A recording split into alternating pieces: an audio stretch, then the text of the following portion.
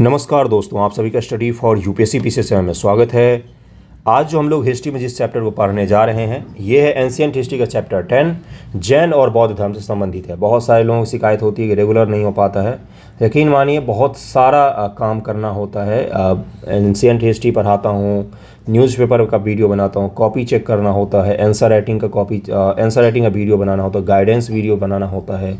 उसके बाद से बच्चे फ़ोन भी करते हैं, तो मुझे भी नहीं पता चलता कि 24 घंटे कहाँ चले जाते हैं, इसलिए वीडियो नहीं रेगुलर हो पाता है। लेकिन मैं आपको कंप्लीट तो ज़रूर ही करवाऊंगा। और जब मैं वीडियो इसका बनाता हूँ तो तन मन धन से थोड़ा सा स्थिर होकर कि हिस्ट्री जब मैं पढ़ाता हूँ तो वो पूरे मन से मैं पढ़ा रहा होता हूँ, वो अपने पीक पर होता हूँ मैं, इसलिए उसमें थोड़ा सा एक दिन बाद करके ही सही लेकिन लेक्चर ज़रूर मिलेगा आपको।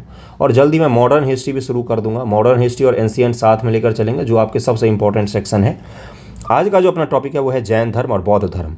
आज़ाद भारत बोल रहा हूँ। पूरे प्राचीन भारत में या भारतीय संस्कृति पर जो सबसे ज़्यादा प्रभाव पड़ा है वो बौद्ध और जैन धर्म का है ही। पूरे दुनिया में भी हमारी संस्कृति को फैलाने में बौद्ध धर्म का बहुत बड़ा योगदान रहा है।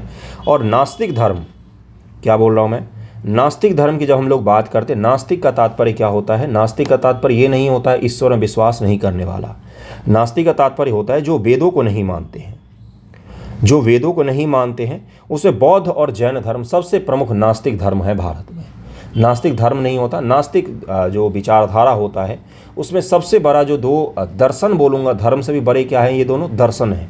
बौद्ध धर्म में इतने बड़े बड़े दर्शन हैं कि उन्होंने थ्योरी ऑफ रिलेटिविटी और भी बहुत सारी चीज़ों को रिलेट कर दिया था अलग अलग समय में। उसी समय प्राचीन युग की बात कर रहा हूँ मैं। तो नास्तिक धर्म में वेद में जो नहीं मानते उसमें जैन और बौद्ध हैं मुख्य रूप से। इसके अलावा चारवाक जो है ये भी धर्म प्रमुख में आता है नास्तिक धर्मों में, जो क्या करते हैं, जो वेदों को नहीं मानते। बार बार मैं ये शब्द यूज कर रहा हूँ। पिछला चैप्टर अगर आपको याद होगा तो मैंने आपको पढ़ाया था कि उत्तर वैदिक पीरियड भारत में क्या क्या काम हो रहे थे। ब्राह्मणवादी विचारधारा, ब्राह्मणवाद का ब्राह्मणों से कोई लेना देना नहीं होता है। ब्राह्मण एक जाति विशेष में हो सकते, ब्रह्म को मानने वाले, प्राचीन युग में कह रहा हूँ मैं। लेकिन ब्राह्मणवाद का मतलब होता है वो सोच जो आप पर रोक टोक लगाता है, जो चीज़ों को धर्म के एंगल से ही हर चीज़ को देखता है। इसको कहा था ब्राह्मणवादी सोच। जो वर्चस्व को स्वीकार करता है उसको ब्राह्मणवादी सोच कहा जाता है, जिसमें क्या होता है कि उच्च वर्ण उच्च ही रहेंगी, नीच वर्ण नीचे ही रहेंगी। ये ब्राह्मणवादी सोच है। इसका किसी ब्राह्मण से कोई लेना देना नहीं है, ये सोच किसी में भी हो सकता है। ओके, तो ब्राह्मणवादी जो सोच था, जो 600 BC में आपको दिखता है, जिसमें था कि बहुत सारी चीज़ों पर रोक लगाई गई, कर्मकांड और तंत्र मंत्र को बहुत ज़्यादा बढ़ावा दिया गया। उसके अलावा मूर्ति पूजा बहुत ज़्यादा शुरू किया गया। सामाजिक बहुत सारे ऐसे नियम बनाए गए, जैसे 16 संस्कार का नियम बनाया गया, वेदों का नियम बनाया गया, यज्ञ का नियम बनाया गया। बड़े बड़े स्तर पर यज्ञ किए जाते थे, उसमें जान और माल की बहुत बड़े स्तर पर हानि होती थी। ये सब चीज़ें क्या थी? तो ये सब चीज़ें कहीं ना कहीं ब्राह्मणवादी सोच थी। एक ऐसा सामाजिक कुप्रथा शुरू हो गया था धर्म के द्वारा, जिस पर रोक लगाना वाकई ज़रूरी हो गया था और उससे कुछ लोग प्रभावित भी होते थे। जैसे व्यापार करने में भी, व्यापार समुद्र प्यार व्यापार पर भी रोक लगाता है, जो ब्राह्मणवादी सोच होता है कि समुद्र के बाद व्यापार नहीं करेंगे। होटल, सराय, इन सब चीज़ों को भी प्रतिबंधित करने की बात करता है कि ये सब क्या करते हैं, हमारे कहीं ना कहीं संस्कृति को नुकसान पहुंचाते हैं। तो इसी जो प्रतिबंधित करने वाली, जगह जगह पर प्रतिबंधित करने वाली चीज़ें थी, विचारधारा थी, सोच थी, उसी के खिलाफ भारत में दो बड़े धर्मों का उदय होता है। कौन सा पहला धर्म था? एक धर्म था बौद्ध धर्म। बौद्ध धर्म का उदय होता है, लेकिन जैन धर्म का पुनरुत्थान होता है। दोनों शब्द में अंतर है, क्योंकि जैन दो ऋषि हैं, अरिष्टनेमी और ऋषभदेव। इनका जिक्र आपको ऋग्वेद में भी मिलता है। जैन धर्म काफ़ी प्राचीन धर्म है। जैन के एक सबसे बड़े प्रवर्तक महावीर जैन, जो इसके अगले गुरु थे और अंतिम गुरु माने जाते हैं, महावीर जैन का जन्म होता है, जो जैन धर्म को बहुत ज़्यादा प्रचारित करते हैं, बहुत ज़्यादा प्रसारित करते हैं। और महात्मा बुद्ध के तो बौद्ध धर्म का जन्म ही होता है, उससे पहले बौद्ध धर्म का कोई नामो निशान नहीं था। ओके, तो चलिए इसको पढ़ते हैं, देखते हैं क्या हुआ यहाँ पर। ईसा पूर्व 6ठी सदी के उत्तरार्ध में, 6ठी सदी का उत्तरार्ध का मतलब क्या होता है? 6ठी शताब्दी 600 ईस्वी बीतने वाला था, उस समय की बात हो रही। मध्य गंगा के मैदान अनेक धार्मिक संप्रदाय का उदय हुआ। मध्य गंगा के मैदान में ही क्यों हुआ? क्योंकि गंगा के मैदान में जो घुमंतु लोग थे वो बस गए थे। बसने के कारण से क्या हुआ था, कृषि का विकास यहाँ पर उन्नत रूप से हो रहा था और लोहे की भी खोज हो चुकी थी। तो कृषि के डेवलपमेंट में लोहे ने बहुत ज़्यादा योगदान दिया। उत्पादन अतिरेक होने लग गया। पहले जो निर्वाह थी अर्थव्यवस्था, वो अतिरेक अर्थव्यवस्था पर आ गई। निर्वाह का तात्पर्य होता है कि जितना उपजाया उतना खा के ख़त्म कर दिया, और अतिरेक का मतलब होता है कि कितना भी खा लोगे तो इतना उपजा लिया है कि बच ही जाएगा, उसको एक्सपोर्ट इंपोर्ट करके हम पैसा कमा सकते हैं। यानी कि समाज में क्या हो रहा है, समृद्धि धीरे धीरे बढ़ रही थी। तो जब पेट भरा लोगों का, तो लोगों का ध्यान कहाँ पर गया, तो दर्शन की तरफ, धर्म की तरफ, पेंटिंग के तहत, गीत के तहत, किताब के तहत, ये सब चीज़ें होती हैं, वो तभी संभव होता है जब पेट भरा हुआ हो आदमी का। ओके, इन सब चीज़ों के कारण से क्या हुआ, अलग अलग धार्मिक संप्रदाय का जन्म हुआ। करीब 62 धार्मिक संप्रदाय ज्ञात होते हैं। कितने? 62 धार्मिक संप्रदाय का ज्ञात होता है इस समय में। ओके, अगला क्या है, इनमें से कई संप्रदाय पूर्वोत्तर भारत में रहने वाले विभिन्न समुदायों में प्रचलित धार्मिक प्रथाओं, अनुष्ठान विधियों पर आधारित थे। इनमें जैन संप्रदाय, बौद्ध संप्रदाय सबसे महत्व के थे। ये दोनों धार्मिक सुधार के परम शक्तिशाली आंदोलन के रूप में उभरे। कौन दोनों? तो बौद्ध और जैन आंदोलन। ओके, उद्भव के कारण, अब सीधा सीधा यही सवाल पूछ लिया था, ये बताइए कि बौद्ध धर्म के उद्भव के कौन कौन से कारण थे, या जैन धर्म के उद्भव के कौन कौन से कारण थे, या सम्मिलित रूप से पूछा जाएगा 600 BC ईस्वी में। ये आर्ट एंड कल्चर में सवाल पूछ सकता है, क्योंकि आर्ट एंड कल्चर का हिस्सा है बौद्ध और जैन। आपसे मेंस में भी पूछ सकता है ये कि 600 BC में ऐसा क्या हो रहा था कि यहाँ पर विभिन्न विभिन्न धर्मों का उदय हो रहा था, बताइए मुझे। तो सम्मिलित रूप से ही पूछा जाता है, अलग अलग भी पूछा जाता है। वैदिकोत्तर काल में समाज स्पष्टतः 4 वर्णों में विभाजित हो गया था, ब्राह्मण, क्षत्रिय, वैश्य व शूद्र। आपको पता है कि ऋग्वेदिक काल में जाति प्रथा का जन्म हुआ, जो आगे जाकर स्पष्ट विभाजन हो गया। हर वर्ण के कर्तव्य अलग अलग निर्धारित थे और इस पर जोर दिया जाता था कि वर्ण जन्म मूलक है। पहले कर्म मूलक होता था, अब जन्म मूलक हो गया, यानी कि शूद्र का बच्चा शूद्र ही रहेगा, ब्राह्मण का बच्चा ब्राह्मण ही रहेगा। नो मैटर वो कौन सा काम कर रहा है, वो कौन सा कुकृत्य कर रहा है। और शूद्र का बेटा अगर पढ़ भी रहा है तो भी वो शूद्र ही रहेगा। एक तो पढ़ नहीं सकता था उस समय। 2 उच्च वर्णों को कुछ विशेषाधिकार दिए गए। ब्राह्मण, जिन्हें पुरोहित और शिक्षकों का कर्तव्य सौंपा गया, समाज में अपना स्थान सबसे ऊंचा होने का दावा करते थे। वे कई विशेषाधिकार के दावेदार थे, जैसे दान लेना, करों से छुटकारा, दंड के माफ़ी, ये सब चीज़ें होती थी। और इससे क्या होता था, समाज में विभेद क्रिएट होता था। एक ही अपराध के लिए ब्राह्मणों को माफ़ कर दी जाती थी। आपने देखा होगा महाभारत और इन सब चीज़ों में कि ब्राह्मण हत्या गो हत्या के बराबर होता है, वगैरह वगैरह। मैं आपको क्या बता रहा हूँ, तो एक ही अपराध के लिए ब्राह्मणों को माफ़ कर दिया जाता था, जबकि उसी अपराध के लिए जो नीचे की जातियाँ होती थी, शूद्र होते थे, उनको डबल अपराध भोगना पड़ता था। ये मैं क्या बता रहा हूँ, समाज विभेदीकृत बढ़ रहा है, समाज बट रहा है धीरे धीरे यहाँ से। ओके, उत्तर वैदिक ग्रंथों में ऐसे अनेक उदाहरण मिलते हैं जहाँ ब्राह्मणों ने ऐसे अधिकारों का लाभ उठाया। वर्ण क्रम में क्षत्रियों का स्थान दूसरा था। वे युद्ध करते थे, शासन करते थे, किसानों से उगाए गए घरों पर जीते थे वो लोग। और ऊपर के जो 2 वर्ण हैं, ये श्रम विभाजन में सम्मिलित नहीं हो रहे हैं। ब्राह्मण लोग किताब वगैरह लिख रहे हैं, रिसर्च वगैरह कर रहे हैं, पढ़ा लिखा रहे हैं, लोगों का शिक्षा दे रहे हैं, ये चीज़ है। लेकिन राजा जो है ये श्रम विभाजन नहीं कर रहा, ये राज चला रहा है, देश को सुरक्षित करने का काम करता है। और इसको सारे कर कहाँ से मिलते हैं, तो वैश्य और शूद्र से सारे कर वसूले जाते हैं। वैश्य खेती, पशुपालन, व्यापार करते थे, यही मुख्य करदाता थे। यद्यपि इन्हें 2 उच्च वर्णों के साथ द्विज का नामक समूह में स्थान दिया गया था। द्विज का मतलब होता है जिसका 2 बार जन्म होता है, द्विज। एक जन्म होता है जब जन्म होता है, दूसरा जन्म होता है जब यज्ञोपवीत होता है। जैसे हम लोगों का जो यज्ञोपवीत होता है उसको दूसरा जन्म माना जाता है, इसी को द्विज कहा जाता है। 2 बार जन्म लेने वाला द्विज होता है। इससे ब्राह्मण, क्षत्रिय और वैश्य आते थे उस समय में। ओके, द्विज को जनेऊ पहनने और वेद पढ़ने का अधिकार था, पर शूद्रों को इससे वंचित रखा गया। शूद्रों का कर्तव्य ऊपर के 3 वर्णों की सेवा करना था और स्त्रियों की भांति उन्हें भी वेद पढ़ने का अधिकार नहीं था। एक चीज़ और ध्यान में रखिएगा, शूद्रों को और स्त्रियों को समान दर्जा दिया गया था। यहाँ पर स्त्रियों को भी वेद पढ़ने का अधिकार नहीं था और शूद्रों को भी वेद पढ़ने का अधिकार नहीं था। लेकिन अपवाद हर चीज़ में होते हैं, ये चीज़ ध्यान में रखिएगा। ऐसे बहुत सारे शूद्र आपको पढ़े लिखे दिख जाएंगे, अच्छे काम में दिख जाएंगे, उस समय की भी बात कर रहा हूँ मैं। और ऐसे बहुत सारे महिलाएं भी आपको पढ़ी लिखी दिख जाएंगी। इसका एक कतई तात्पर्य नहीं कि पूरे समाज पर एक ही नियम लागू होते थे। आज भी समाज में क्या है, तो जाति प्रथा है ही, भेदभाव तो होते ही हैं आज भी। नहीं, क्या सारे के सारे लोग भेदभाव करते हैं क्या, मुझे बताइए। क्या सभी के साथ एक ही जैसा व्यवहार होता है क्या? नहीं। तो जनरलाइज मत कीजिएगा। ऐसी चीज़ें मान्यता थी, ऐसा सिद्धांत था, लेकिन सिद्धांत सब नहीं मानते। ओके, वैदिकोत्तर काल में गृहदास, कृषिदास, शिल्पी और मजदूर के रूप में दिखाई देते हैं, जो स्वभाव से ही कुरकर्मा, लोभी, चोर कहे गए हैं। कुछ अस्पृश्य भी माने जाते थे। वर्ण अवस्था में जो जितने ऊंचे वर्ण पर होता था वो उतना ही शुद्ध व शुभ अधिकारी समझा जाता था। जो ऊंचे वर्ण का होगा उतना ही पवित्र होगा, उतना ही वो नैतिक इंसान भी होगा, ये भी मान लिया जाता था। ओके, अपराधी जितने ही नीच वर्ण का होता था उसके लिए सज़ा उतनी ही अधिक कठोर होती थी। कोई एक ही सज़ा अगर ब्राह्मण ने किया तो हो सकता है उसको माफ़ी हो जाए, क्षत्रिय को थोड़ा बहुत सज़ा दिया जाए, वैश्य को उससे ज़्यादा और शूद्र को सबसे ज़्यादा सज़ा दी जाती थी। ये चीज़ तो तय है। ये स्वाभाविक ही था कि इस तरह के वर्ण विभाजन वाले समाज में तनाव पैदा हो। वैश्यों और शूद्रों में इसकी कैसी प्रतिक्रिया थी, यह जानने का कोई साधन तो नहीं है कि कैसे ये लोग प्रतिक्रिया कर रहे थे, क्योंकि उनके द्वारा रचे गए कोई ग्रंथ नहीं है। उस समय में कोई सत्यशोधक समाज नहीं बना था, उस समय में किसी ने जूठन नहीं लिखा था, तो इसलिए आपको ये तो पता नहीं चल सकता कि वो कैसी प्रतिक्रिया दे रहे थे, क्योंकि उस समय किताब लिखने वाले, उस समय ज्ञान विज्ञान की बातें करने वाले भी उच्च वर्ण के ही लोग थे। परंतु क्षत्रिय लोग जो शासक के रूप में काम करते थे ब्राह्मणों के धर्म विषयक प्रभुत्व पर प्रबल आपत्ति करते थे और लगता है कि उन्होंने वर्ण व्यवस्था जनमूलक मानने के विरुद्ध एक प्रकार का आंदोलन छेड़ दिया था। विविध विशेषाधिकारों का दावा करने वाले पुरोहित या ब्राह्मणों की श्रेष्ठता के विरुद्ध क्षत्रियों का खड़ा होना नए धर्म का उद्भव का अन्यतम कारण हुआ।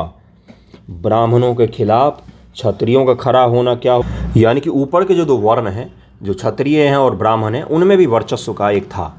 देखिए, तो इसमें ब्राह्मण थोड़े से चतुर थे। उन्होंने किस चीज़ को पकड़ा? उन्होंने उस चीज़ को पकड़ा जिससे पूरे समाज पर अधिकार किया जा सकता था, वर्ण पूरे समाज पर प्रभुत्व हासिल की जा सकती थी। वो क्या था? वो था एजुकेशन। अब राजा ही है, लेकिन उसको ज्योतिष तो चाहिए ही, उसको ज्ञान विज्ञान, उसको नीति का निर्माण तो करना ही है। तो ये सब काम कौन करते थे? तो ब्राह्मण करते थे मुख्य रूप से। इसीलिए पूरा समाज पर उनका पकड़ हमेशा ही बना हुआ रहा। ओके, क्षत्रिय लड़ते थे, ब्राह्मण लड़ते नहीं थे उस समय में। लेकिन हर जगह अपवाद होता है, मैं बार बार आपसे कह रहा हूँ।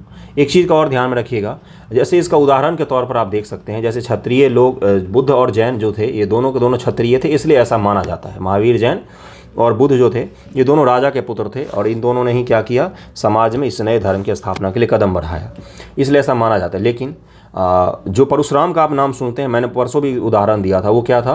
वो ब्राह्मण थे और उन्होंने क्या किया था? क्षत्रियों का नरसंहार किया था। तो ये भी एक प्रतिक्रिया है। और ये सब कहानी से क्या पुष्टि होती है कि ये दो वर्ण भी आपस में संघर्ष कर रहे थे वर्चस्व के लिए। ओके, जैन धर्म के संस्थापक महावीर और बौद्ध धर्म के संस्थापक गौतम बुद्ध दोनों क्षत्रिय वंश के थे। दोनों ने ही ब्राह्मणों की मान्यता को चुनौती दी। लेकिन ये देखिए, ये इतिहासकारों का एक सोच हो सकता है। और एक चीज़ और मैं बताता हूँ, अगर ये दोनों राजा के पुत्र ना होकर किसी गरीब के पुत्र होते तो क्या ये धर्म उतना ही फैलता? क्या लोग इनको उतना ही मान्यता देते? अगर भगवान बुद्ध किसी भिखारी के या किसी गरीब किसान के पुत्र होते, वो अगर चाहते कि हम नए धर्म को स्थापना करें, हमें ज्ञान की प्राप्ति हुई, तो लोग हमारी बातें सुन लेते, क्या लोगों में उतनी स्वीकृति ही होती? तो इस पर ज़रा सोचिएगा ज़रूर। चलिए आगे बढ़ते हैं। परंतु इन धर्मों के उद्भव का यथार्थ कारण पूर्वोत्तर भारत में कई कृषि मूलक अर्थव्यवस्था का विस्तार था। पूर्वी उत्तर प्रदेश, उत्तरी और दक्षिणी बिहार सहित पूर्वोत्तर भारत में वर्षा के दर लगभग में 100 सेंटीमीटर है। जहाँ यहाँ जब तक भारी पैमाने पर बस्ती नहीं बनी थी, घने जंगल छाए हुए थे। ऐसे घने जंगलों को साफ करना लोहे की कुल्हाड़ी के बिना आसान नहीं था। यद्यपि इस क्षेत्र में 600 ईसा पूर्व के पहले भी कुछ लोग बसते थे, पर उनके औजार हड्डी पत्थर। अब देखिए, इनके जो हथियार हैं वो क्या है? हड्डी पत्थर तांबे के बने हुए हैं। इधर जंगल काटना इनके लिए काफ़ी मुश्किल होगा। तो जब लोहे का आविष्कार हुआ तो क्या हुआ? थोड़ा सा यहाँ पर जंगल काटना आसान हो गया और काटने के फलस्वरूप क्या हुआ? तो बहुत सारे ज़मीन खाली मिल गई, जिस पर क्या हो सकता था? आसानी से नगर बस सकते थे, आसानी से कृषि हो सकती थी और थोड़ा सा जीवन जो है वो आसान भी इन लोगों का हुआ। किसके कारण? तो लोहे के कारण से। इसका तात्पर्य तो यही था। आगे चलते देखते हैं क्या है। 600 से 500 ईसा पूर्व के स्तर से निकली है। लोहे के औजार के इस्तेमाल के बदौलत जंगलों की सफाई, खेती, बड़े बड़े बस्तियां संभव हो पाई। ये सब तो मैं आपको बता ही चुका हूँ। कृषि मूलक अर्थव्यवस्था, बैल का इस्तेमाल जरूरी था। पशुपालन के बिना बैल आए कहाँ से? परंतु इसके विपरीत वैदिक कर्मकांड के अनुसार यज्ञों में पशु अंधाधुंध मारे जाने लग गए। यज्ञों में पशुओं का बहुत बड़े स्तर पर उपयोग किया जाता, हर पशु का उपयोग किया जाता था वैदिक कर्मकांड के अकॉर्डिंग। ओके, यह खेती की प्रगति में बाधक सिद्ध हुआ। असंख्य यज्ञों में बछड़ों और सांडों के लगातार मारे जाने से पशुधन छीन होता गया। मगध के दक्षिणी और पूर्वी छोर पर बसे कबायली लोग भी पशुओं को मार मार कर खाते गए। लेकिन यदि हम इस नई कृषि मूलक अर्थव्यवस्था को चलाना था तो इस पशुवध को रोकना आवश्यक हो गया था। इस काल में पूर्वोत्तर भारत में अनेक नगरों की स्थापना हुई। उदाहरण के साथ कौशाम्बी, कुशीनगर उत्तर प्रदेश में, वैशाली, इसी प्रकार से चिराव, ये कहाँ पर था? चिरांद आपको पता ही है, सारण के पास में है। उसी प्रकार से राजगीर, और ये सब नगर बड़े बड़े बसने शुरू हो गए। अन्य नगरों के अतिरिक्त इन नगरों में बहुत से शिल्पी, व्यापारी रहते थे, जिन्होंने सर्वप्रथम सिक्के चलाए। सबसे पुराने सिक्के ईसा पूर्व 5वीं सदी के हैं और ये पंचमार्क होते हैं। पंचमार्क का मतलब क्या होता है? ऐसे गोल लोहा लिया और इस पर एक हथौड़ा से हमने क्या किया? जोर से मारा, इसी को बोला था पंचमार्क। ओके, और इस पर क्या? इस पर चिन्ह बन गया एक। ओके, तो इसको क्या कहा जाता है? पंचमार्क। सबसे पुराने सिक्के जो होते हैं पंचमार्क प्रकार के ही होते हैं। आहत सिक्के, आहत का मतलब होता है मारकर बनाना। आरंभ में उनका प्रचलन पूर्वी उत्तर प्रदेश, बिहार में हुआ। समझो सिक्कों के प्रचलन से व्यापार वाणिज्य बढ़े और उससे वैश्यों का महत्व बढ़ गया। ब्राह्मण प्रधान समाज में वैश्यों का स्थान तृतीय कोटि में था। प्रथम और द्वितीय कोटि में क्रमशः ब्राह्मण व क्षत्रिय आते थे। स्वभावतः वह ऐसे किसी धर्म, क्या लिखा हुआ? किसी ऐसे धर्म की खोज में थे जहां उनकी सामाजिक स्थिति सुधरे। किनकी सामाजिक स्थिति? तो वैश्यों की, जो पूरे समाज में इकोनॉमी को चला रहा है, उसी की सामाजिक स्थिति ऐसी हो गई थी जो क्या है? जो खुद ही समाज में तीसरे स्थान पर आता है। ओके, क्षत्रियों के अतिरिक्त वैश्यों ने महावीर और गौतम बुद्ध दोनों की उदारतापूर्वक सहायता की। वणिकों ने जो सेट्टी कहलाए, गौतम बुद्ध उनके शिष्यों को प्रचुर दान दिए। इससे कई कारण थे। पहला यह कि जैन और बौद्ध धर्म की आरंभिक अवस्था में तात्कालीन वर्ण व्यवस्था को कोई महत्व नहीं दिया गया। और दूसरा कारण क्या था? दूसरा देखिए यहाँ पर क्या लिखा हुआ है कि अहिंसा को उपदेश देते थे वो, जिससे विभिन्न राजाओं के बीच होने वाले युद्ध का अंत हो सकता था। उसके फलस्वरूप व्यापार वाणिज्य की उन्नति हो सकती थी। जो दोनों धर्म बने वो दोनों अहिंसा का तो उनका दोनों का उद्देश्य था। शुरुआत की बात हो रही है यहाँ पर। और वो जाति प्रथा को भी नहीं मानते थे और वो इन सब कर्मकांडों को भी नहीं मानते थे। साथ ही वो शांति की भी बात करते थे, जिससे क्या हो, राज्यों के बीच में संघर्ष ना हो, तो व्यापार वाणिज्य फलेगा फूलेगा, वैश्विक प्रोन्नति मिलेगी। आज भी जो जैन धर्म सबसे ज़्यादा मानने वाले लोग हैं वो कौन होते? तो व्यापारी होते हैं। गुजरात के, महाराष्ट्र के, इन सब इलाकों के व्यापारी ही मुख्य रूप से जैन धर्म को मानते हैं।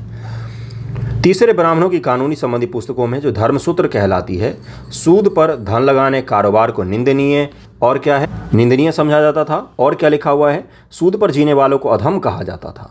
अब सूद तो होता है, सूद तो आज भी बैंक लेती है आपसे, बैंक ब्याज तो लेती, ब्याज को ही सूद कहा जाता है। इसका ये कतई मतलब नहीं है कि जो बैंक है वो अधर्मी हो गए, इसका तो ये तो मतलब नहीं है ना। लेकिन प्राचीन जो धार्मिक सूत्र ग्रंथ, जैसे सूत्र ग्रंथ का मतलब क्या होता है? इसका मतलब होता है कानून की पुस्तक। ओके, कानून की पुस्तक, स्मृति ग्रंथ, सूत्र। इसमें क्या कहा गया कि जो व्यापार करते हैं, व्यापार में जो लोग सूद वगैरह पर पैसा लगाते वो क्या होते हैं? अधम होते हैं, अधमी होते हैं। अतः जो वैश्य व्यापार वाणिज्य वृद्धि होने का महाजनी करते थे वे आदर नहीं पाते थे। अपनी सामाजिक प्रतिष्ठा बढ़ाने के लिए उत्सुक थे कि भाई हम कोई कुकर्म थोड़ी नहीं कर रहे हैं। किसी को पैसा चाहिए, किसी को धन चाहिए, तो हम वो धन दे रहे हैं, उसके बदले हम उससे थोड़ा सा रिटर्न भी ले रहे हैं। और यही तो आज की बैंकिंग प्रणाली भी है। बैंक से भी अगर आप ऋण लेते हो तो ब्याज तो आपको चुकाना पड़ता है। इसका मतलब ये थोड़ी ना कि बैंक सारे खराब हो गए हैं, है ना। दूसरी ओर तरह तरह के निजी संपत्ति के संचय के विरुद्ध भी कड़ी प्रतिक्रिया थी। पुराने विचारों को लोग सिक्कों को, जो अवश्य ही चांदी और तांबे को होते, इस्तेमाल में लाना या जमा करना पसंद नहीं करते थे। वे लोग नए नए ढंग के निवासी और परिधानों में नई परिवहन प्रणालियों से परहेज करते थे तथा युद्ध और हिंसा से घृणा करते थे। संपत्ति के नए नए प्रकार से समाज में असमानता पनपी। इस असमानता के कारण आम लोगों का जीवन दुख दर्द से भर गया था। आम लोगों का जीवन दुख दर्द से भर गया था। असमानता के कारण ये सारे, हम क्या पढ़ रहे हैं अभी, क्या पढ़ रहे हैं भाई, मैं क्या पढ़ रहा हूँ, किताब क्या पढ़ रहा हूँ, मैं कौन सा टॉपिक पढ़ रहे हैं? हम पढ़ रहे हैं कि इसका उदय क्यों हुआ। तो सामाजिक आर्थिक स्थिति उस समय की ऐसी हो गई थी जिसमें कुछ नए विचारों का आना लगभग में तय हो गया था। और अगर किसी विचार के आने का समय हो गया है तो दुनिया की कोई ताकत, स्वयं भगवान भी उस विचार को आने से नहीं रोक सकते हैं। ये आपने सुना होगा। तो सामाजिक स्थिति ऐसी हो गई थी जिसके कारण से बौद्ध और जैन धर्म जैसे चीज़ों का आना तय हो गया था। कुछ लोग ऐसे थे जो उस समय का जो सामाजिक धर्म था, रीति रिवाज था, उससे परेशान थे। उनको नया विकल्प चाहिए था। तो वही विकल्प कौन देगा? तो बौद्ध धर्म और जैन धर्म के रूप में उनको मिलेगा। इसीलिए कई सारे सामान्य लोग कामना करते थे कि आदिम जीवन लौट आए। देखिए यहाँ पर लिखा हुआ है, वे फिर उस संन्यास के आदर्श की ओर लौट जाना चाहते थे जिसमें संपत्ति के नए नए प्रकार, जीवन की नई पद्धति के लिए जगह नहीं थी। बौद्ध और जैन दोनों सरल संप्रदाय, सरल, शुद्ध व संयमित जीवन के पक्षधार थे। वो बोलते थे जीवन में ज़्यादा हाईटेक मत बनो, ज़्यादा कर्मकांड मत करो, ज़्यादा टेंशन मत लो, ज़्यादा भगवान, दैव, आत्मा ये सब चीज़ें मत करो। पृथ्वी पर जी लो, अपने आसपास की जो चीज़ें उसको एंजॉय कर लो, उसको भोग कर लो, जीवों को मत मारो, आपस में युद्ध मत करो, ज़्यादा कर्मकांड से जीवन को बांधो मत। भगवान तुम्हें तभी मिलेंगे जब आप अपने अंदर उनको खोजेंगे। ओके, अगला क्या है? वे सोना चांदी छूना माना था। उन्हें अपने दाताओं से उतना ही ग्रहण करना था जितने उनके प्राण की रक्षा हो। इसीलिए भी अगला देखिए क्या है, इसलिए उन्होंने गंगा घाटी के नए जीवन विकसित भौतिक सुख सुविधाओं का विरोध किया। दूसरे शब्दों में ईसापुर 6वीं-5वीं सदी में मध्य गंगा के मैदान में भौतिक जीवन में हुए परिवर्तन के विरुद्ध उसी प्रकार की प्रतिक्रिया देखते हैं जैसे प्रतिक्रिया आधुनिक काल में औद्योगिक क्रांति से परिवर्तन के विरुद्ध देखा जा रहा है। औद्योगिक क्रांति ने जिस प्रकार बहुत लोगों के मन में यंत्र पूर्व युग के जीवन में लौट जाने की चाह जगाई, उसी प्रकार अतीत के लोग भी लौह युग के पूर्व की जिंदगी में लौट जाना चाहते थे। वो भी तंग हो गए थे कि ये कैसी ज़िंदगी हम लोग जी रहे हैं, क्यों ना हम पहले वाले जीवन में ही चले जाए। आज भी आप में से बहुत सारे लोग बोलते काश हम फिर से छोटे हो जाते। तो क्यों बोलते हैं? क्योंकि इस जीवन की बाधाएं आपको दिखाती हैं कि वही जीवन अच्छा था, और जब उस जीवन में थे तो तब लगता था कहाँ नर्क में जी रहे, क्यों ना हम जल्दी से बड़े हो जाते हैं।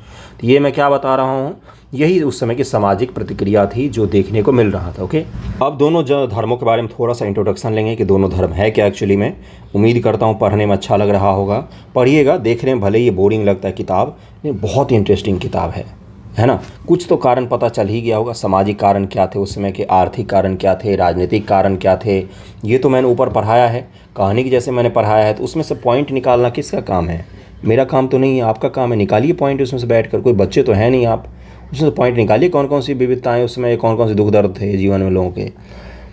जैन धर्मावलंबियों का विश्वास है कि उनके सबसे महान धर्मदृष्टा महावीर के पहले 23 और आचार्य हुए, यानी कि 24 तीर्थंकर हुए उसमें तीर्थंकर कहलाए। यदि महावीर को अंतिम या 24वां तीर्थंकर माने तो जैन धर्म का उद्भव काल ईसा पूर्व 9वीं सदी में ठहरता है, परंतु आरंभ के अधिकतर तीर्थंकर अर्थात 15वें तीर्थंकर तक पूर्वी उत्तर प्रदेश और बिहार में उत्पन्न बताए गए, इसलिए उनकी ऐतिहासिकता उनके नितांत संदिग्ध है। मध्य गंगा के मैदान का कोई भी भाग ईसा पूर्व 6वीं सदी से पहले ठीक से आबाद नहीं हुआ था। अतः इससे क्या स्पष्ट है कि इन तीर्थंकरों को, जो अधिकतर मध्य गंगा के मैदान में उत्पन्न हुए, उन्होंने बिहार में निर्वाण प्राप्त किया। ओके, मिथक कथा जैन संप्रदाय की प्राचीनता सिद्ध करने के लिए गढ़ ली गई हैं। जैन धर्म के प्राचीनतम सिद्धांतों के उपदेष्टा 23वें तीर्थंकर पार्श्वनाथ माने जाते हैं। 23वें कौन है? तो पार्श्वनाथ जी माने जाते हैं, जो बनारस के निवासी थे। और यही बार बार पूछ चुका है यूपी वाला भी, बिहार वाला भी, कि पार्श्वनाथ महोदय जो थे वो कहाँ के थे? तो वो बनारस के रहने वाले थे। वे राज्य सुख को छोड़कर सन्यासी हो गए, किंतु यथार्थ में जैन धर्म की स्थापना उनके क्या देखिए, उनके आध्यात्मिक शिष्य वर्धमान महावीर जी ने की थी। उनके जो आध्यात्मिक शिष्य थे कौन? तो महावीर जो थे, वर्धमान महावीर, जो महावीर जैन जिनको कहा जाता है, उन्होंने ही वास्तविक जैन धर्म की स्थापना की थी। ओके, महान सुधारक महावीर और गौतम बुद्ध का ठीक ठीक समय निश्चित करना कठिन है। एक परंपरा के अनुसार वर्धमान महावीर का जन्म 540 ईसा पूर्व वैशाली के पास किसी गाँव में हुआ था। वैशाली की पहचान उत्तर बिहार में इसी नाम के नवस्थापित जिले में अवस्थित बसाड़ से की गई है। उनके पिता सिद्धार्थ क्षत्रिय कुल के प्रधान थे। उनकी माता का नाम त्रिशला था, जो बिंबिसार के ससुर लिच्छवी नरेश चेतक की बहन थी। इस प्रकार महावीर के परिवार का संबंध मगध के राज परिवार से था। किससे था? तो मगध का जो राज परिवार था उससे महावीर जी के परिवार का संबंध था। उच्च कुल से संबंध रखने के कारण अपने धर्म प्रसार के क्रम उन्हें राजाओं और राज सचिवों के साथ संपर्क करना आसान हुआ। देखिए, मान लीजिए अंबानी साहब के बेटे हैं, वो कोई नया डोनेशन कार्यक्रम शुरू करेंगे तो उनको ज़्यादा जल्दी डोनेशन मिलेगा ना, क्योंकि उनकी जान पहचान किन लोगों से है। और मान लीजिए आप कोई डोनेशन के लिए पैसा इकट्ठा करवाना चाहते हैं तो आपको मिलेगा? बताइए मुझे, आपको कौन देगा? ज़्यादा 11 रुपया 21 रुपया, यही तो उसको चंदा बोलते हैं, वो अलग होता है, वो डोनेशन अलग होता है जो बड़े स्तर पर वसूला जाता है। तो मैं क्या बता रहा हूँ आपको, जो राजा महाराजा के पुत्र थे, निसंदेह इससे उनको क्या मिली? समाज में एक अलग प्रतिष्ठा तो मिली ही, स्वीकृति वही उनकी ज़्यादा थी, स्वीकार्यता ज़्यादा थी उसके लोगों के बीच में। ओके, आरंभ में महावीर गृहस्थ जीवन में थे, किंतु सत्य की खोज में 30 वर्ष की अवस्था में सांसारिक जीवन का परित्याग करके यति सन्यासी हो गए वो। ओके, 12 वर्ष तक वे जहाँ जहाँ भटकते रहे। वे गांव में एक दिन अधिक से एक शहर में 5 दिन अधिक नहीं टिकते थे। कहा जाता है कि अपने 12 साल की लंबी यात्रा के दौरान उन्होंने एक बार भी अपने वस्त्र नहीं बदले, किंतु जब 42 वर्ष की अवस्था में उन्हें कैवल्य प्राप्त हो गया, 12 वर्ष तक उन्होंने कपड़े तक नहीं बदले। आज के ज़माने में अगर आपको ऐसा कोई इंसान दिखेगा तो आप क्या करोगे? उसके साथ बोलोगे क्या पागल हो गया है। लेकिन वो युग अलग था, उस समय की बात अलग थी। और वो क्यों भटक रहे थे? ज्ञान की प्राप्ति के लिए। ज्ञान की प्राप्ति के क्या तात्पर्य होता है? आपने कभी सोचा है कि महावीर बुद्ध को ज्ञान की प्राप्ति हुई या जो जैन हैं उनको ज्ञान की प्राप्ति हुई? तो इसका तात्पर्य क्या होता है? ज्ञान की प्राप्ति का तात्पर्य होता है कि ये दुनिया का जो सच्चाई है, परम सत्य जो है, उसको जान लेना। ये सब कुछ जो हमारे सामने चल रहा है ये सब कुछ झूठा है। कई सारे जगहों पर ये कहा जाता है कि जो मनुष्य आज जो जन्मा हुआ है वो अपने पूर्व जीवन के सारी घटनाओं को जब याद कर लेता है वो ज्ञान की प्राप्ति होती है। कई सारे लोग बोलते हैं जब परमात्मा से हमारा साक्षात्कार हो जाता है, परमात्मा को जब हम देख लेते हैं, जब उनको हम रूप को समझ लेते हैं, उनको समझ लेते हैं, उसको ज्ञान कहा जाता है। सबको हुआ, जो भी बड़े धर्म के प्रवर्तक हैं। पैगंबर मोहम्मद तक को वो एक गुफा में रहते थे, वहीं पर उनको ज्ञान की प्राप्ति हुई थी, पैगंबर मोहम्मद को। और वो महावीर जैन को भी हुआ, उसके बाद से भगवान बुद्ध को भी होगा। और ये बहुत सारे नए युग में जो हुए हैं बड़े बड़े साधु संत, उन सबको भी ज्ञान की प्राप्ति कहीं न कहीं हुई थी। तो उन्होंने वस्त्र का एकदम ही त्याग कर दिया। कैवल्य द्वारा उन्होंने सुख दुख पर विजय प्राप्त की। इसी विजय के कारण वे महावीर अर्थात महान सूर या जिन अर्थात विजेता कहलाए। उनके अनुयायी जैन कहलाए। कौशल, मगध, मिथिला, चंपा आदि प्रदेशों में घूम घूम कर वे अपने धर्म का प्रचार 30 वर्ष तक करते रहे। उनका निर्वाण 468 ईसा पूर्व में 72 वर्ष की उम्र में राजगीर के समीप पावापुरी में हो गया। निर्वाण का मतलब उनकी मृत्यु हो गई 72 वर्ष की उम्र में 468 ईसा पूर्व में हो गया। कहाँ पर? तो निर्वाण पावापुरी में, जो राजगीर के समीप में है। ओके, दूसरी परंपरा के अनुसार उनका देहांत 527 ईसा पूर्व में हुआ, परंतु पुरातात्विक साक्ष्य के आधार पर उन्हें निश्चित रूप से 6वीं शताब्दी के पूर्व में नहीं रखा जा सकता। जिन नगरों और अन्य वास स्थानों से उनका संबंध था उसका उदय 500 ईसा पूर्व तक नहीं हुआ था। इसलिए हम लोग क्या मानते हैं कि उनका जो निर्वाण की प्राप्ति हुई 468 ईसा पूर्व के आसपास में हुई है। जैन धर्म के 5 प्रमुख सिद्धांत हैं, इसको ध्यान में रखिएगा। इसको ध्यान से समझिएगा क्योंकि यहाँ से सवाल पूछे जाते हैं, पीटी में भी, मेंस में भी। अहिंसा या हिंसा नहीं करना, अमृषा या झूठ नहीं बोलना, औचौर्य यानी कि चोरी ना करना, अपरिग्रह संपत्ति अर्जित नहीं करना, ब्रह्मचर्य यानी कि इंद्रिय निग्रह करना। ब्रह्मचर्य भी पांचों। ब्रह्मचर्य जो है ये महावीर जैन के द्वारा ही ऐड किया गया था, पहले के जैन सिद्धांतों में ये ऐड नहीं था। पांचवा सिद्धांत महावीर जी ने ऐड किया। कहा जाता है कि इनमें 4 पहले से चले आए थे, 5वां महावीर जी ने जोड़ा। जैन धर्म अहिंसा या किसी प्राणी को न सताने के व्रत को सबसे अधिक महत्व दिया गया है। कभी कभी इस व्रत के विचित्र परिणाम दिखाई देते हैं, जैसे कुछ जैन धर्मावलंबी राजा पशु की हत्या करने वालों को फांसी पर चढ़ा देते थे। महावीर के पूर्व तीर्थंकर पास ने अपने अनुयायियों को निचले और ऊपरी अंगों को वस्त्र से ढकने की अनुमति दी थी, पर महावीर ने वस्त्र का सर्वथा त्याग करने का आदेश दे दिया। देखिए यहाँ पर क्या दिया हुआ है कि कुछ जैन राजा पशु की हत्या करने वाले को फांसी चढ़ा देते थे, तो खुद क्या कर रहे हो बताइए मुझे, कितना ज़्यादा कॉन्ट्राडिक्शन होता है। लेकिन जैन धर्म ये सत्य है कि ये हद तक जाते हैं कि इस चीज़ को लेकर, अहिंसा को लेकर। शाम के बाद जब अंधेरा हो उसका भोजन नहीं करेंगे, ऐसी चीज़ों को नहीं खाएंगे जिसको उपजाने में, कृषि उत्पाद में भी जिसको उपजाने में या जिसको बनाने में किसी जीव की हत्या हुई हो, बहुत ज़्यादा होते हैं। हाँ, लेकिन जो प्रैक्टिसिंग जैन होते वही होते हैं। सामान्य तौर पर जिनके नाम में जैन सरनेम लगा होता वो नहीं होते हैं। ओके, इस चीज़ को ध्यान रखिएगा। इसका असर यह था कि वो अपने अनुयायियों के जीवन में और भी अधिक संयम लाना चाहते थे। इसके चलते बाद में जैन धर्म 2 संप्रदाय में विभक्त हो गया। श्वेतांबर अर्थात सफ़ेद वस्त्र धारण करने वाला, और दिगंबर यानी कि जो नग्न रहते थे, वो उनकी बात हो रही है। अब अगला देखिए क्या है, ये लाइन जो अगला पढ़ूंगा ये बेहद इंपॉर्टेंट होगा आपके लिए। जैन धर्म में देवताओं का अस्तित्व स्वीकार किया गया है, परंतु उनका स्थान जिन से नीचे रखा गया है।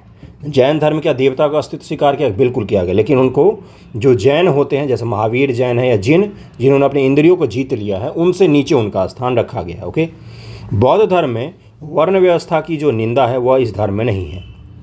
बौद्ध धर्म खुले तौर पर वर्ण व्यवस्था की निंदा करता है, जाति प्रथा की संपूर्ण रूप से निंदा करता है, लेकिन जैन धर्म में आपको इस चीज़ का नहीं मिलता। ये सब पीटी के फैक्ट पढ़ा रहा हूँ मैं आपको।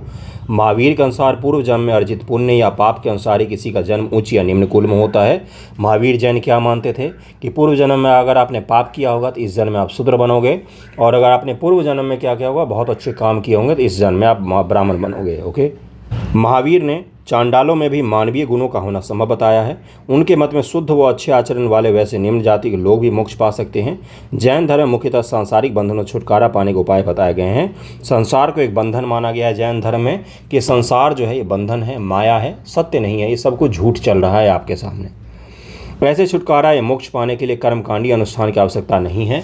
यह सम्यक ज्ञान, सम्यक आत्मन, सम्यक ध्यान से प्राप्त किया जा सकता है। इसी को जैन धर्म में त्रिरत्न कहा जाता है। ओके, और अर्थात 3 जौहर माने जाते हैं, 3 जौहर या त्रिरत्न। 3 जौहर या 3 रत्न जैन धर्म के कौन से होते हैं? तो यही सम्यक ज्ञान, सम्यक ध्यान और सम्यक आचरण। बौद्ध धर्म के कौन से होते हैं? बुद्ध, धम्म, संघ। ये 3 किसके होते हैं? तो बौद्ध के होते हैं। ओके, जैन धर्म में युद्ध व कृषि दोनों वर्जित है, क्योंकि दोनों में ही जीव की हत्या होती है। फलतः जैन धर्मावली व्यापार और वाणिज्य करने वालों की संख्या अधिक हो गई। व्यापार और वाणिज्य जो लोग करते थे वही लोग जैन धर्म को अपनाते थे। ओके, जैन धर्म का प्रसार। जैन धर्म के उपदेश के प्रचार प्रसार के लिए महावीर ने अपने अनुयायियों का संघ बनाया। इन्होंने भी एक संघ बनाया जिसमें स्त्री पुरुष दोनों को स्थान मिला था। महावीर के अनुयायियों की संख्या 14,000 बताई गई है, जो कोई बड़ी संख्या नहीं है। चूँकि जैन धर्म अपने को ब्राह्मण धर्म से स्पष्टतः पृथक नहीं किया, इसलिए वह लोगों को अधिक संख्या में आकृष्ट करने में असफल रहा। जैन धर्म में कभी ये नहीं कहा कि हम ब्राह्मण धर्म से संपूर्ण रूप से खुद को अलग कर रहे हैं, इसलिए उसमें लोगों की संख्या ज़्यादा निश्चित रूप से हो सकती है।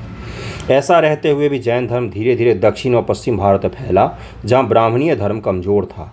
एक परवर्ती परंपरा के अनुसार कर्नाटक में जैन धर्म का प्रचार सम्राट चंद्रगुप्त मौर्य ने किया था। उन्होंने जैन धर्म को अपना लिया, राज्य को त्याग दिया और अपने जीवन के अंतिम वर्ष में जैन साधु होकर कर्नाटक में धर्म प्रचार करते रहे थे वो। अब एक चीज़ को सुनिएगा, पाटलिपुत्र में क्या हुआ था ना, जब मौर्य साम्राज्य की स्थापना हुई तब पाटलिपुत्र में बहुत ही लंबा, करीब में 12-12 वर्षों का 2-3 अकाल पड़ा था। तो उसके पश्चात से क्या हुआ ना कि जो चंद्रगुप्त मौर्य था उसने बिंदुसार को अपना सत्ता सौंपकर और जैन धर्म में कर्नाटक चले गए श्रवणबेलगोला नामक स्थान पर। वहीं पर सतलेखना विधि, जैन धर्म में एक प्राण त्यागने की एक विधि होती है। 2018-19 में भी एक जैन साध्वी ने अपना प्राण त्यागा था सतलेखना विधि के द्वारा, जिसमें उन्होंने अन्न जल ग्रहण भी करना छोड़ दिया। और फिर बाद में तो वो लोग दिन भर में 1 कटोरा जल पीते हैं। 1 कटोरा मतलब 1 ढक्कन, बोतल के ढक्कन से 1 ढक्कन जल पीते हैं और उसके द्वारा अपने प्राण को त्यागते हैं। इमेजिन कीजिए कितना कष्टदायी प्रोसेस होता है। किस लिए? तो मोक्ष की प्राप्ति के लिए ऐसा किया जाता है। लेकिन इस परंपरा की पुष्टि अन्य किसी स्रोतों से नहीं होती है। दक्षिण भारत में जैन धर्म को फैलाने का दूसरा कारण यह बताया गया है कि महावीर के निर्माण के 200 वर्ष के बाद मगध में भारी अकाल पड़ा। अकाल 12 वर्षों तक रहा। अतः बहुत से जैन भद्रबाहु के नेतृत्व में, स्थूलभद्र के नेतृत्व में कहाँ पर रह जाएंगे? तो पाटलिपुत्र में। और भद्रबाहु जी के नेतृत्व में कहाँ चले जाएंगे? प्राण बचाने के लिए दक्षिणापथ चले गए। शेष जैन लोग स्थलबाहु के नेतृत्व में मगध में ही रह गए। स्थलबाहु जो रह गए ये मगध में ही रह गए। अब एक चीज़ को सुनिएगा, जो लोग दक्षिण जा रहे हैं भद्रबाहु और उनके नेतृत्व में, वो जंगल की तरफ में जा रहे हैं। दक्षिण के प्रदेश में जंगल में बहुत ज़्यादा थे, वहाँ पर वो चले गए, जंगल में रहते थे वो लोग। उनके लिए वस्त्रों को त्यागना आसान रहा होगा। लेकिन स्थूलबाहु जो है, स्थलबाहु, ये क्या है? तो इनके जो मानने वाले लोग थे, इनके नेतृत्व में बाकी जो लोग बच गए वो नगर एरिया में थे। तो नगर में बिना वस्त्र के रहना कठिन होगा, तो इसलिए स्थलबाहु आगे जाकर किसका हो जाएंगे? तो पीताम्बर हो जाएंगे। और जो आपका भद्रबाहु थे वो किसका हो जाएंगे? तो वो हो जाएंगे, सॉरी, श्वेतांबर हो जाएंगे। और भद्रबाहु जो है वो दिगंबर में आगे जाकर चले जाएंगे। ओके। प्रवासी जैनों ने दक्षिण भारत में जैन धर्म का प्रचार किया। अकाल समाप्त होने पर जब वे मगध लौट आए, स्थानीय जैनों से उनका मतभेद हो गया। क्यों? क्योंकि स्थानीय जैनों ने वस्त्र धारण कर लिए थे और बहुत सारे रीति रिवाज बदल लिए थे। दक्षिण से लौटे जैनों का दबाव था कि अकाल की अवधि में उन लोगों ने अपने धार्मिक नियमों का पालन किया है, लेकिन जो मगध में रह रहे उन लोगों ने नियमों का पालन नहीं किया और शिथिल हो गए। इस मतभेद को दूर करने के लिए, जैन धर्म के मुख्य उपदेशों को संकलित करने के लिए पाटलिपुत्र में आधुनिक पटना में एक परिषद का आयोजन किया गया। इस झगड़े को दूर करने के लिए पटना में पहले जैन संगति का आयोजन किया गया। पटना में पहले जैन संगति का आयोजन किया गया। लेकिन दक्षिणी जैनों ने इस परिषद का बहिष्कार किया और इसके निर्माण को मानना अस्वीकार कर दिया। तब से दक्षिण के लोग दिगंबर कहलाए, मगध के जैन श्वेतांबर कहलाए। मगध के जो जैन थे वो क्या कहलाए? श्वेतांबर। और दक्षिण के जैन थे वो क्या कहलाए? दिगंबर कहलाए। ओके। दिगंबर यानी कि दिशा ही जिसका कपड़ा हो वो दिगंबर कहलाता है। श्वेतांबर जो श्वेत अंबर पहनता हो, कपड़ा पहनता हो, वो क्या कहे? श्वेतांबर कहलाए। यह संदेहास्पद मानी जाती है। अकाल होने की परंपरा बाद के और यह संदेहास्पद मानी जाती है, किंतु इसमें कोई संदेह नहीं है कि जैन 2 संप्रदायों में बट गया, श्वेतांबर और दिगंबर संप्रदाय में बट गया। ओके। परंतु कर्नाटक में जैन धर्म के फैलने का पुरातात्विक साक्ष्य ईसा के 3री सदी से पहले का नहीं मिलता है। बाद की सदियों में, विशेषकर 5वीं सदी में कर्नाटक में बहुत सारे जैन मठ स्थापित हुए जो बसादी कहलाए। अब यही पूछ लिया जाएगा, बसादी का क्या तात्पर्य होता है भाई? इसका तात्पर्य होता है जो कर्नाटक में बाद में जैन मठ बने उन्हीं को बसादी कहा जाता है, बसदी। ओके। उनके भरण पोषण के लिए उन्हें राजाओं से भूमिदान भी मिले थे। कलिंग या उड़ीसा में जैन धर्म का प्रचार ईसा पूर्व 4वीं सदी में हुआ। कलिंग का शासक था खारवेल। कौन था? खारवेल, जो जैन धर्म को मानता था। हाथी गुफा अभिलेख जो मिलता है खारवेल का, उससे हमें इस चीज़ के बारे में जानकारी मिलती है। ईसा पूर्व 1ली सदी में इसे आंध्र और मगध के राजाओं को पराजित करने वाले कलिंग नरेश खारवेल का संरक्षण मिला। ईसा पूर्व 2री और 1ली सदी में जैन धर्म तमिलनाडु के दक्षिण भागों में पहुंच गया। बाद के सदियों में जैन धर्म मालवा, गुजरात, राजस्थान में फैला और इन क्षेत्रों में आज भी जैन धर्मावलंबियों की संख्या सबसे ज़्यादा है। जो माउंट आबू आप देखते हो, तो माउंट आबू जैनियों का सबसे पवित्र स्थलों में से एक है। वे मुख्यतः व्यापार और वाणिज्य में लगे हुए हैं। यद्यपि जैन धर्म का उतना राजाश्रय नहीं मिला जितना बौद्ध धर्म को मिलता है, उतना राजाओं का संरक्षण जैनों को नहीं मिला जितना कि इसको मिला है, जितना बौद्धों को मिला है। लेकिन जैन धर्म भारत में कमज़ोर जरूर हुआ, क्योंकि बौद्धों के आने के बाद से और फिर ब्राह्मण धर्म का फिर से उदय होगा, लेकिन इनका व्यापारियों के बीच में अच्छा खासा प्रचलन रहा था। पूर्व काल में इनका प्रसार भी उतना तेज नहीं हुआ, तथापि यह जहाँ कहीं भी पहुँचा अपना अस्तित्व बनाए हुए है। इसके विपरीत बौद्ध धर्म तो मानो भारतीय उपमहाद्वीप से लुप्त ही हो गया। और कहाँ पर फैल गया बौद्ध धर्म? भारत से लुप्त हो गया। लेकिन भारत के बाहर सबसे ज़्यादा किसी धर्म का फैलाव हुआ तो कौन सा धर्म था? बौद्ध धर्म। चीन, Japan, central Asia, Sri Lanka, Indonesia, Malaysia, Singapore, पूरा सब जगह आपको बुद्धा बुद्धा बुद्धा दिखेंगे। लाइट ऑफ एशिया किनको कहा जाता है? तो भगवान बुद्ध को कहा जाता है। जैन धर्म का योगदान पढ़ते हैं अब हम लोग। जैन धर्म ने ही सबसे पहले वर्ण व्यवस्था और वैदिक कर्मकांड की बुराइयों को रोकने के लिए गंभीर प्रयास किया। आरंभ में जैनों ने मुख्यतः ब्राह्मणों द्वारा संपोषित संस्कृत भाषा का परित्याग किया और अपने धर्मोपदेश के लिए आम लोगों की बोलचाल की प्राकृत भाषा को अपनाया। उनके धार्मिक ग्रंथ अर्धमगधी भाषा में लिखे गए और ये ग्रंथ ईसा की 6वीं सदी में गुजरात में वल्लभी में नामक स्थान पर एक महान विद्या केंद्र था, में अंतिम रूप से संकलित किया गया। यानी कि पहला जैन संगति कहाँ पर होता है? पहला तो होगा पाटलिपुत्र, जहाँ पर पटना में बैठ के वीडियो देख रहे हो वहाँ पर, और दूसरा कहाँ पर हुआ था? तो गुजरात के वल्लभी में, जो प्राचीन भारत में वल्लभी, उज्जैन, बिहार का मिथिला का क्षेत्र, ये सब प्राचीन भारत विद्या के बहुत बड़े बड़े केंद्र रहे हैं। तो वल्लभी जो विद्या केंद्र था, यहाँ पर संकलित किया गया इनको। ओके, जैनों ने प्राकृत को अपनाया, इससे प्राकृत भाषा और साहित्य की समृद्धि हुई। अगला क्या है? प्राकृत भाषा से कई क्षेत्रीय भाषाएं विकसित हुई। इन्हें विशेष उल्लेखनीय हैं सैरसेनी, जिसे मराठी भाषा निकली है। अब यही एनसीईआरटी का फैक्ट अगर आपसे पूछ लिया जाता है तो आपको तकलीफ हो जाएगी कहाँ से क्या पूछ लिया गया। जैनों ने अपभ्रंश भाषा में पहली बार कई महत्वपूर्ण ग्रंथ लिखे और इसका पहला व्याकरण तैयार किया। जैन साहित्य में महाकाव्य, पुराण, आख्यायिका और नाटक भी हैं। अपभ्रंश भाषा जो है, इसके बारे में पूछा गया था कि अपभ्रंश भाषा का क्या तात्पर्य होता है। तो सोचिए, जैसे अभी हिंदी है, ये थोड़ा सा पुराना हो गया, मान लीजिए, पुराना तो वैसे नहीं है, इंग्लिश है, इनके बीच का जो हिंग्लिश होगा ना, हिंग्लिश, वो क्या हो जाएगा? अपभ्रंश हो जाएगा। यानी कि भाषा विकृत हो गई है, दोनों का मिक्सचर हो गया है। तो इस तरह के भाषाओं में भी इन्होंने क्या किया? बहुत सारे ग्रंथों की रचना की गई। जैन लेखों का बहुत बड़ा भाग आज ही पांडुलिपि के रूप में पड़ा हुआ है, अप्रकाशित है। गुजरात और राजस्थान के जैन मठों में ऐसी पांडुलिपियाँ पाई जाती हैं। जैनों ने मध्यकाल के आरंभ में संस्कृत का भी खूब प्रयोग किया, इसमें बहुत से ग्रंथ लिखे। अंततः जैनों ने कन्नड़ के विकास में भी यथेष्ट योगदान दिया। इस भाषा में उन्होंने प्रचुर लेखन भी किया। जैन धर्म का जो है योगदान कन्नड़ भाषा के विकास में भी बहुत बड़ा माना जाता है। ओके, अगला देखिए क्या है? बौद्धों की तरह जैन लोगों ने भी आरंभ में मूर्ति पूजक नहीं थे। बौद्धों की तरह जैन भी आरंभ में मूर्ति पूजक नहीं थे। मूर्ति पूजा का विरोध भी हुआ था, लेकिन वही होता है, जिस चीज़ का विरोध किया जाए वो तो सबसे पहले लोग करते हैं। बाद में ये जिन्होंने विरोध किया, जैसे महावीर जैन ने विरोध किया तो उन्हीं की मूर्ति बनाकर पूजने लग गए। भगवान बुद्ध ने मूर्ति पूजा का विरोध किया तो उन्हीं की मूर्ति बनाकर सब ज़्यादा पूजी गई फिर बाद में। तो ये तो हम मानव हैं, हम कुछ भी कर सकते हैं। जो हमें मना करता है जो चीज़ को, वो तो करना ही है। बाद में महावीर और तीर्थंकरों को ही पूजा करने लगे। इसके लिए सुंदर और कभी कभी विशाल प्रस्तर प्रतिमाएं विशेषकर कर्नाटक, गुजरात, राजस्थान, मध्य प्रदेश से निर्मित हुई। दिल्ली में भी आपको दिख जाएगा, कुतुब मीनार के बगल में महावीर जैन का बड़ा सा मूर्ति आपको दिखेगा। प्राचीन काल के जैन कला उतनी उत्कृष्ट नहीं है जितनी बौद्ध कला है, किंतु मध्यकाल की कला और स्थापत्य में जैनों का प्रशंसनीय योगदान माना जाता है। किसमें? तो मध्यकाल के कला स्थापत्य जैनों का बहुत ज़्यादा योगदान। गौतम बुद्ध और बौद्ध धर्म, इसको अगले लेक्चर में हम लोग कंप्लीट करेंगे।